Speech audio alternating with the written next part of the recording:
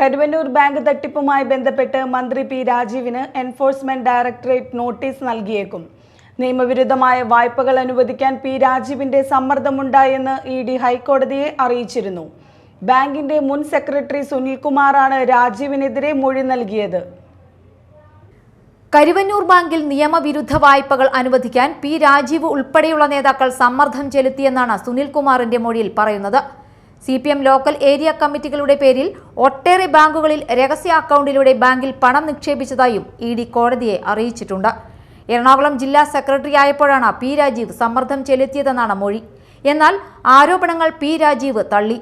അതേസമയം കരുവന്നൂർ അഴിമതിയിൽ CPIM ഒന്നാം പ്രതിയാണെന്നും പാർട്ടി നേതാക്കളുടെ പണമാണ് അവിടെ നിക്ഷേപിച്ചതെന്നും പ്രതിപക്ഷ നേതാവ് BD സതീശൻ പ്രതികരിച്ചു.